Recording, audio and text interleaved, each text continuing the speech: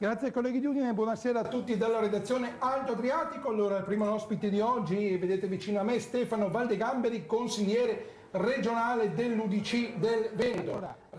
Abbiamo già parecchio materiale con cui parlare, insomma, col nostro primo ospite, Stefano Valdegamberi, consigliere regionale dell'UDC.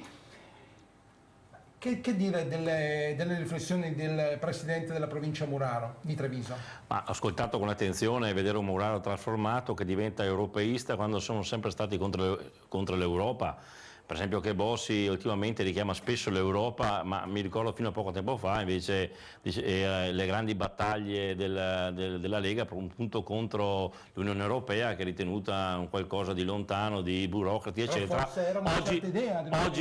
Oggi viene quotidianamente invocata, addirittura si invoca meno male che c'è l'Europa che ci commissaria, frasi del tipo questa, insomma, dette da Bossi mi lasciano un po' desiderare.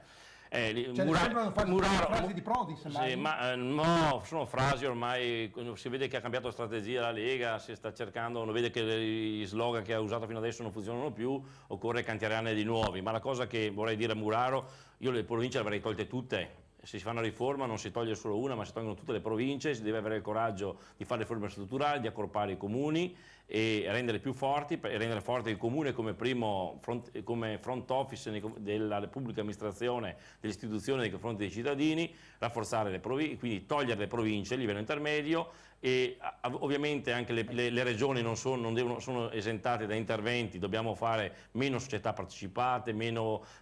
abbiamo tante società che vivono solo per garantire l'auti in dignità ai consigli di amministrazione e sono dei doppioni, dobbiamo toglierle, abbiamo il coraggio come Regione Veneto anche di toglierle, accorpare le regioni, sono d'accordo su Muraro su questo, sulle più piccole regioni, dobbiamo fare una sola Camera a Roma e i ministeri invece di portarli al nord lasciamolo dove sono, ma dimezziamoli, portiamoli a metà, perché ci sono competenze regionali, ci sono competenze regionali stabilite dalla Costituzione alle regioni che hanno dei doppioni poi nei ministeri romani che non dovrebbero più esistere quei ministeri lì, quindi se vogliamo fare le cose seriamente cominciamo a fare queste cose qua e con coraggio, tutto il resto sono palliativi, chiacchiere, fumo che si butta negli occhi. In questo momento l'Italia non può più attendere, ha bisogno di riforme strutturali per svincolare risorse, per fare investimenti e non continuare a spremere le famiglie e le imprese. A livello nazionale l'UDC ha proposto l'abolizione delle province, anche per esempio, mi sembra che invece per esempio in Sicilia si voglia costituire addirittura una nuova provincia, quella di Gela. No, invece in Sicilia, da quello che so io, si sta facendo un processo per abolirle, non per costituire una, non mi risulta che ci siano nuove province